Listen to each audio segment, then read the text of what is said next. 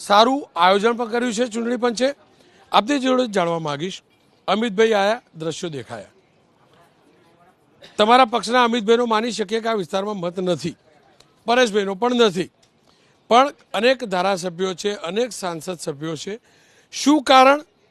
શું તેઓ સમયસર નથી પહોંચતા? શું તેઓ જાગૃત નથી?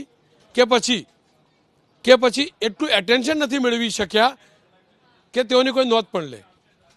રોનકભાઈ, શશિકાંતભાઈનો મેં ફોટો હમણાં જ આપના ચેનલ ઉપર જોયો, ગાયત્રીબાનો જોયો, અને ચોક્કસપણે 5 વાગ્યા સુધી 6 વાગ્યા સુધીનો સમય છે. રાતો જુઓ રોનકભાઈ, સમય આવશે એ લોકો વોટિંગ પણ કરશે. પણ એક અગત્યનો મુદ્દો રોનકભાઈ, એબીપી અસ્મિતાના માધ્યમથી હું જણાવવા માંગુ છું કે આપે અમિતભાઈ શાહનો જે વિડીયો હમણાં દર્શાવ્યો એમાં મેં જોયું કે કેટલાક મિત્રો બૂથની અંદર મતદાર સિવાય કોઈ પ્રવેશ ના કરી શકે, તો એ લોકોએ નિયમનો બી ભંગ કરી રહ્યા છે. કોવિડ કાળની અંદર રેલીઓની અંદર ભીડ જોઈએ કાર્યકર્તાઓની હોતી હતી, પણ આ મતદાતાઓ, આમની જાગૃતતા, કાર્યકર્તાઓને આભારી, ચૂંટણી પંચના પ્રયાસને આભારી, કે પછી મીડિયાએ જે પ્રયાસ કર્યા એ પણ જરૂરી અને એ પણ કારણ?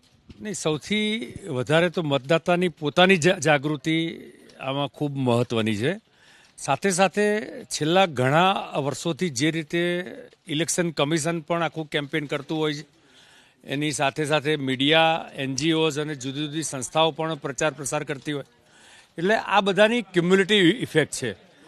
ઓવરઓલ પોલિટિકલ પાર્ટીની જે જનસંપર્ક અભિયાન ચાલતા હોય છે, ચૂંટણી દરમિયાન બી ચાલતા હોય છે, અને અમારા ત્યાં તો ચૂંટણી સિવાય પણ 5 વર્ષ સુધી જનસંપર્ક જુદા જુદા કાર્યક્રમોના અનુસંધાનમાં ચાલતા હોય છે.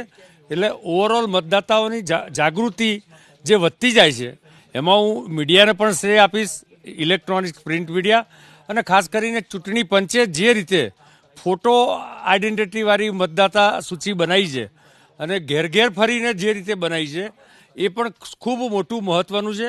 આ વખતે ઓફકોર્સ કોવિડના કારણે જે મતદાતા સ્લીપો કદાચ ચૂંટણી પંચ જે વહેંચવાનું હોય છે એ કદાચ કેટલીક જગ્યાએ વહેંચાઈ નથી, અને એ કોવિડની ગાઈડલાઇનના કારણે. પરંતુ ઓવરઓલ આ 3-4 પરિબળોના કારણે મતદાતાઓની જાગૃતિ પણ વધી છે. પ્રગતિ, કેટલી અપેક્ષા, કેટલા ટકા સુધી મતદાન થઈ શકે? સારામાં સારું મતદાન થવું જ જોઈએ, કેમ કે લોકો હવે પહેલાં કરતાં વધારે જાગૃત બન્યા છે. ટીવીના માધ્યમથી હોય, એડવર્ટાઇઝ હોય, બંને પક્ષ તરફથી અપીલો કરવામાં આવતી હોય, અને બધા લોકો હવે એવું ઈચ્છે છે કે પરિવર્તન લાવવા માટે થઈ અને મતદાન જરૂરી છે. પણ હું આપની સ્ક્રીન પર જોઈ રહી છું રોનકભાઈ કે સૌથી વધારે મહિલાઓ અને મોટી ઉંમરના લોકો છે એમણે મતદાન કર્યું છે. હજી યુવાનો એટલા બધા દેખાઈ નથી રહ્યા, પણ યુવાનો પણ જેટલું મતદાન વધારે કરશે, કેમ કે યુવાનોમાં પણ એ તાકાત હોય છે કે પરિવર્તન લાવી શકે. તો હું હજી પણ અપીલ કરું છું કે હજી 5 વાગ્યા સુધીનો સમય છે, યુવાનો પણ બહાર નીકળે, મતદાન કરે.